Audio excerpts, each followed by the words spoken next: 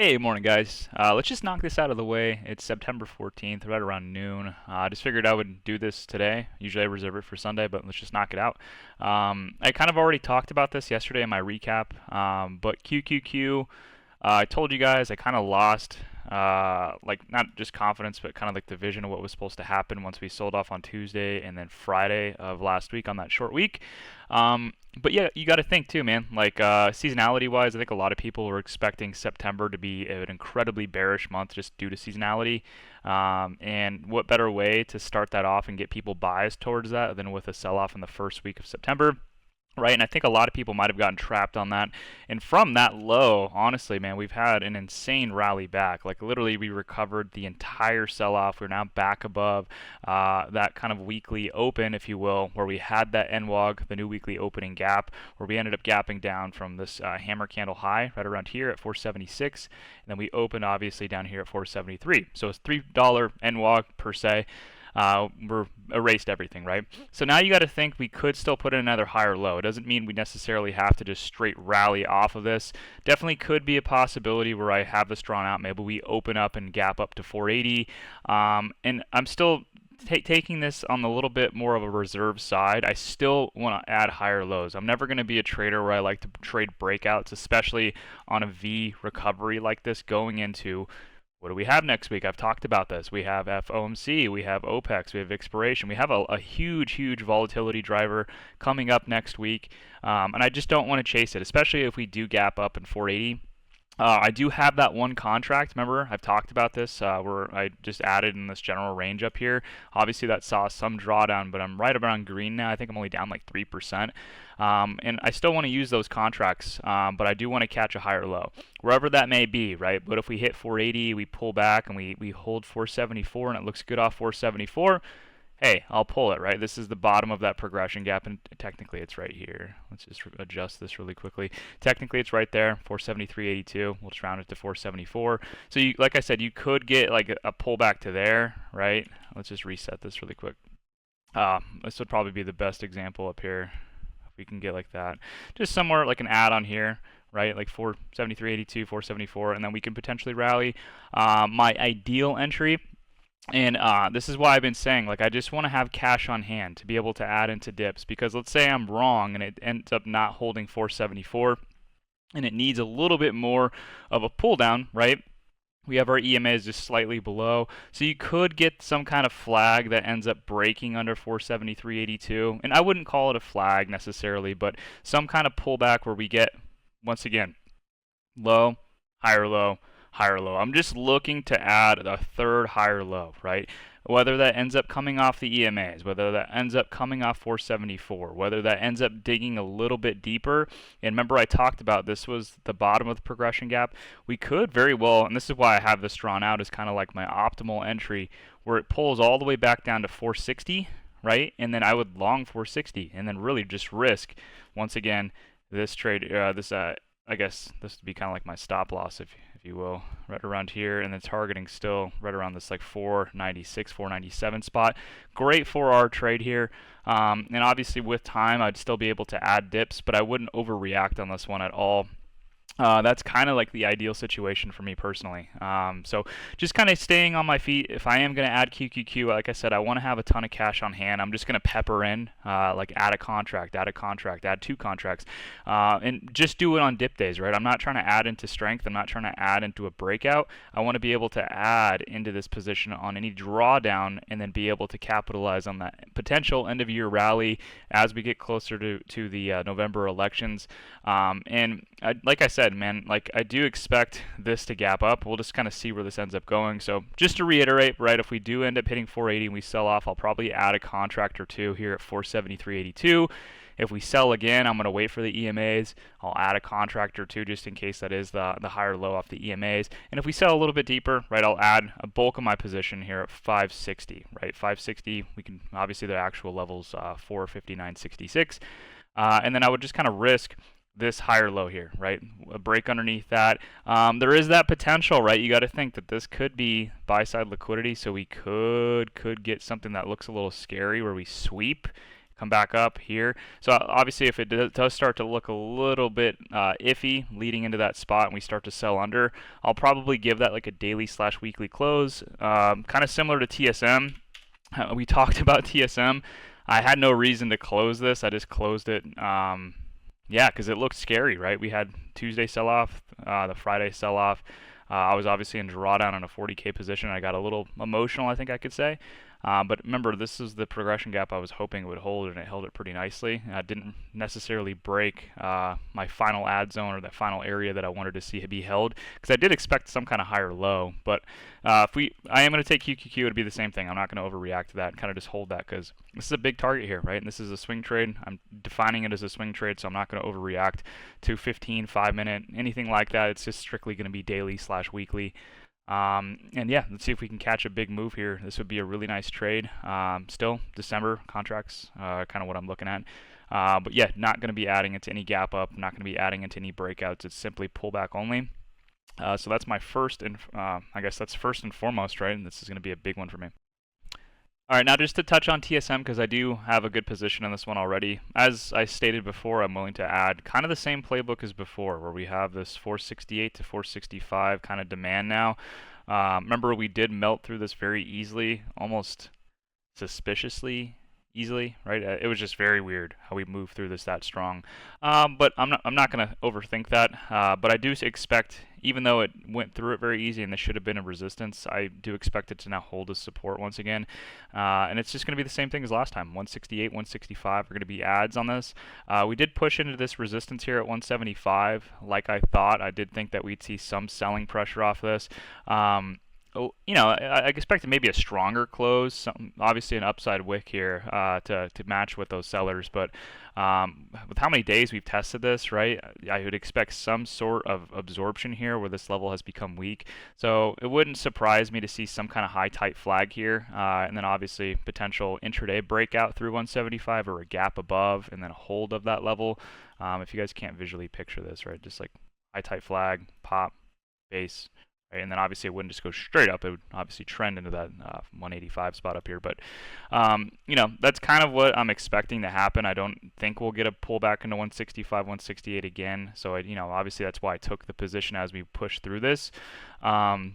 Now, if we do get something a little bit deeper, right, we got to obviously think about FOMC, VIXpiration. We have OPEX on that Friday. VIXpiration is actually on Wednesday, if you guys don't know, but OPEX, quarterly OPEX on Friday.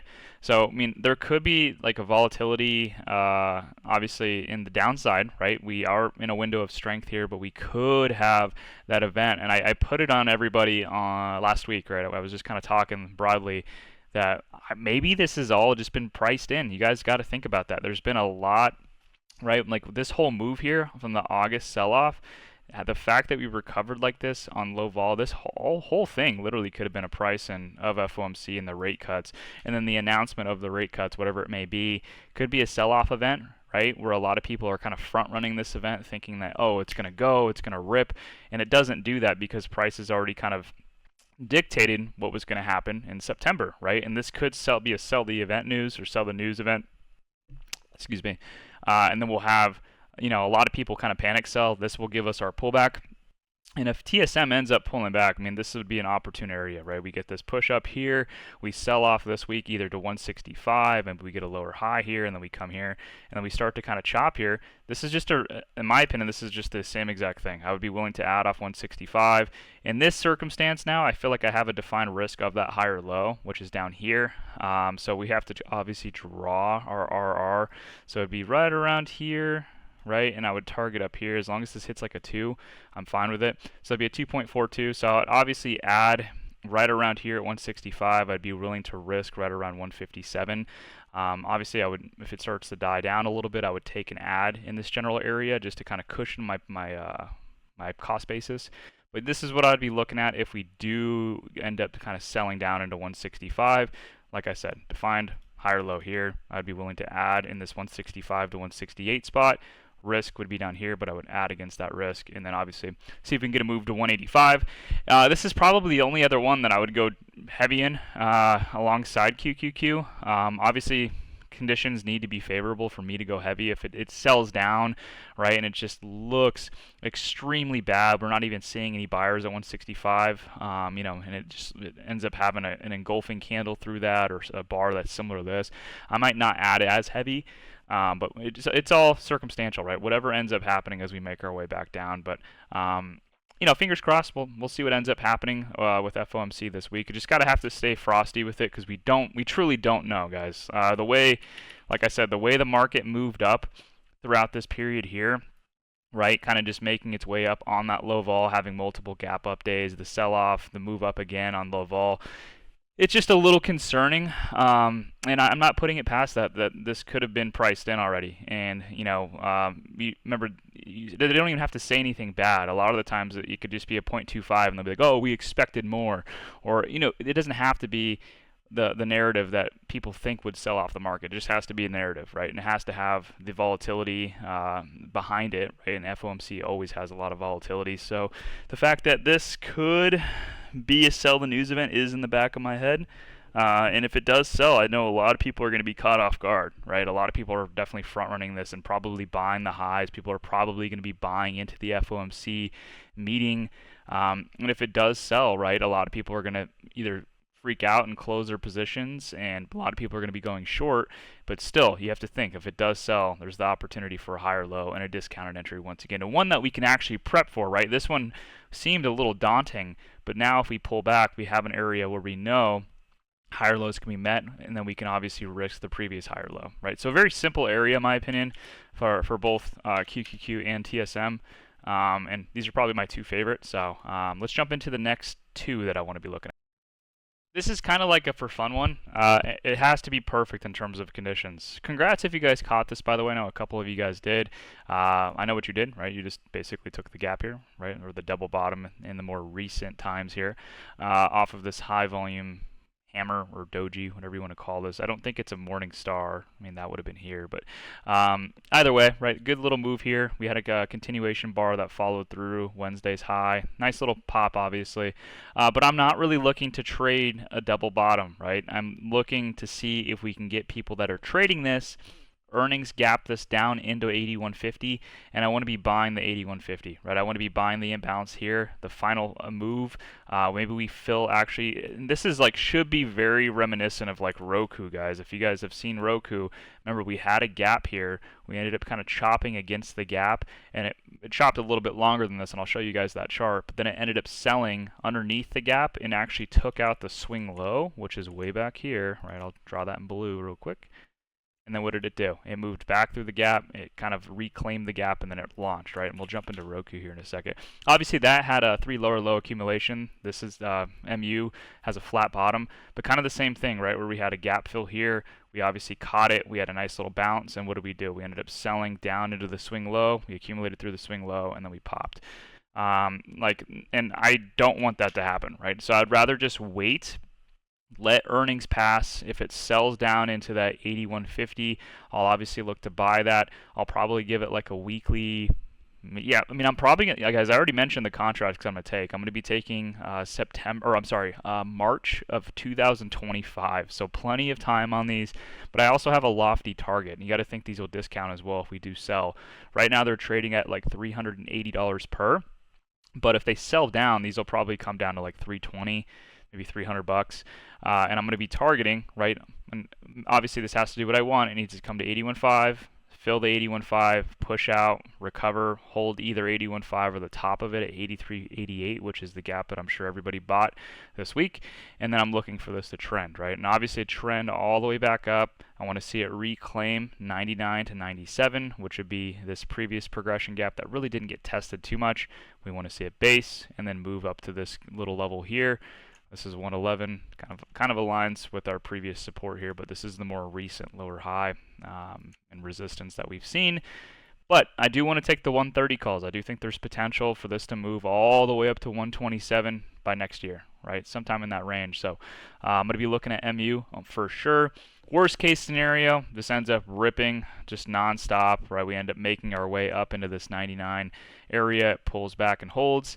I'm honestly not going to add that. If it ends up pushing up here and pulls back before earnings, I think that's too big of a risk, because if I take ads here, right, and like try to get this move up to this spot or like the 110, there's that potential we fall just as equally down to this low here, and I'm not going to take that risk. So has to do exactly what I want. I want to see an earnings sell-off or some kind of sell-off to 81.5, and then I'll entertain it. All right, we've talked about this one too. Not a serious position. I think depending on where we end up opening tomorrow, I'll close those 3 contracts that I had short on AMD. But I just wanted to see what ended up happening if we came to this resistance here. Remember, this is the distribution low, kind of redistribution low here. Obviously, a lower high as well in this general range. You guys can see if I delete some of my lines real quick, and I'll redo this. You guys can see lower high here. Obviously, we broke the downtrend on the weekly, but we're still coming into the general range where it couldn't push through last week, or the previous 2 weeks that rejected this, right? You guys can see the candle closes. We're right underneath the open. We obviously wicked above, and then we closed below. So just an area of emphasis in terms of sellers being there. And I just want to make sure that we, obviously reject it again, or if we can push above and claim it, I'd be interested in that. Let me get my lines back real quick so we can all be on the same page. If we can get something like this, I would entertain some kind of, I wouldn't say lottos, but I would try to swing maybe like 3 to 5 contracts. Very easy, right? Kind of a break above this 155, 153 resistance that I have drawn out. If we can do that, I would look for either a pullback and hold of the bottom at 152.31 or a break and base above the top, right? And you guys should kind of know my system, right? I like, if we break above the top of 155, I'll add 155, and if it pulls down a little bit lower, I'll add the bottom and then kind of risk that lower level of it.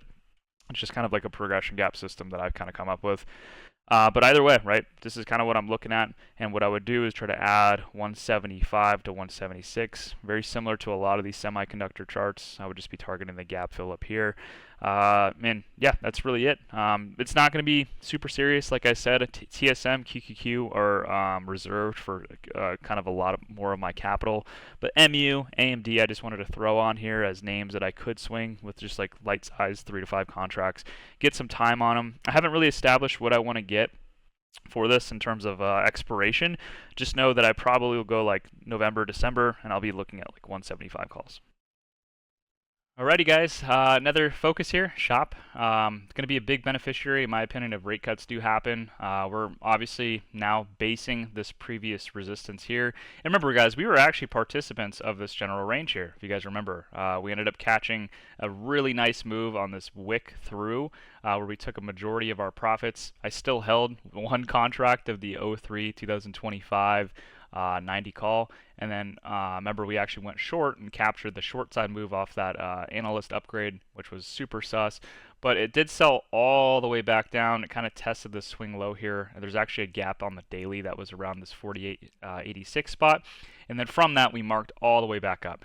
Now, key point of this is we're now basing, right, this previous resistance. It was a support here before we made that lower high, but we're now basing a very, very key resistance as support. We can take a look, the sell-off with these 2 weekly bars were diverging volume, and now we're having a really nice weekly bar on higher volume.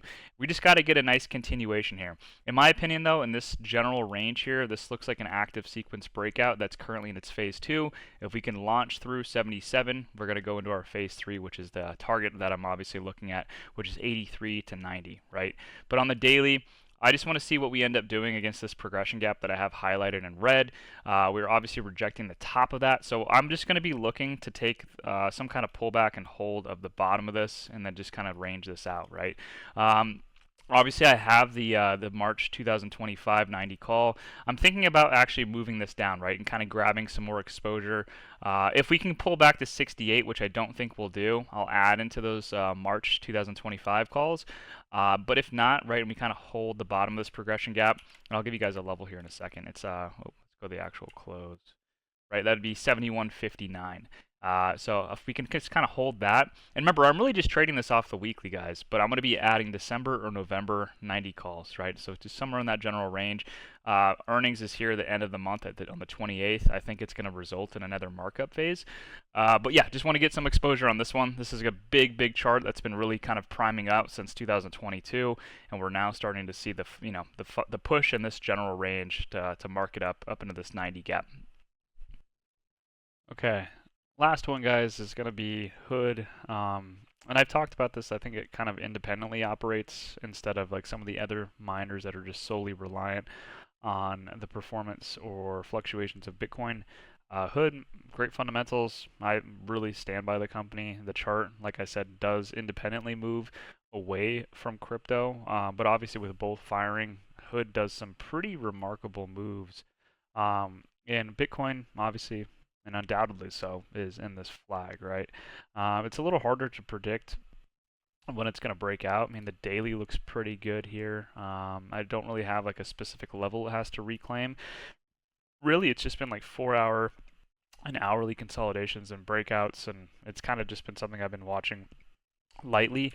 But I really think we could ramp up if we get a move from FOMC. And obviously the rate cut signaling will obviously, in my opinion, help a lot of these names. I really don't want to trade miners just because they've gotten so beaten down. I was kind of looking at Riot. I was looking at some of these other names, but they're pretty bad downtrends. Honestly, Riot could have this kind of like trend line here that I've had drawn out, but it's a little subjective. Mara has a lot of supply to kind of get through here as well. I mean, we've noted this supply range here from 1760 to 1826 for a long time lately. This weekly rejection here was pretty nasty. It is making its way back up, but I think the obvious candidate to tie things back nicely is Hood, right? So relative strength, obviously had that August 5th low that everyone else had. Bounced, retested this higher low and kind of upper region support as a resistance. It did reject, but then caught once again a secondary higher low, as you guys can see relative to the previous low, and it broke above, right? So this looks really good in my opinion for a continuation up to 24. So I'll probably be looking for $24, $25 calls on these. I think 10/18 expiration is the money spot. I still, believe it or not, I still have those November contracts that I alerted, the $30 C. They are down a little bit, but I think I'll just kind of start a new position and just hold these out until November. I almost said Wednesday for some reason. But yeah, the chart looks pretty good here, guys. I struggled to find like an exact level. I kind of settled not on this low on the weekly here, but it's more so this lower high being broken. Now you could technically go from the wick. I'm just going through the bodies, right? So the bodies, if you guys can see, if I just kind of pull them across really quickly, we'll do an H instead. Right here, right, the bodies, and that's how I got this weekly low, right? This general range, or if you guys want to like kind of move it up just a little bit and use both as like your spot. What the heck? Why is it doing that? There you go. This would be like your small target zone for a pullback entry. Okay, so just in between these two green lines, you guys can always just do like a little rectangle, however you guys want to do it. Right around here, that's kind of my buy zone that I'm going to be looking at for next week if we can get some kind of pullback. So those levels are 2112 to 2154. Just a simple pullback, either base the top, base the bottom, same thing, right? And we're going to be looking for a continuation, basically for a new high, or at least testing a new high. This chart looks really good in terms of volume as well. Very similar to a lot of the other charts, right? This push up into the resistance and it sold off was a very, very weak sell-off. You guys can tell by the volume here, and then we had a harmonic break through that resistance. We just now need to have a diverging pullback and buyers be able to kind of hold this range and test it as support and obviously maintain that level. But overall, dude, this thing looks very good. You guys can even see here on the monthly, right? And something I wanted to point out, where I'm pretty sure this was our push into the 618. Yeah, so this was the push into the 618. A lot of charts had these where it ended up kind of breaking out, had its interim high, pulled back into a discounted zone. It was very, very close to this retest of these highs here, right? You guys can see very close to these old highs in the previous range. And now this looks prime for a continuation to the upside. Important to note as well that we do have earnings coming up here, right? End of October, yeah, kind of near the end of October. So I think this is just longable dips all the way till that point. I may add into those November contracts, but really, I kind of want some exposure for FOMC. And I think the November contracts or late October are kind of the sweet spot here. And just looking for this 2481, and I'll use the 25C to get that.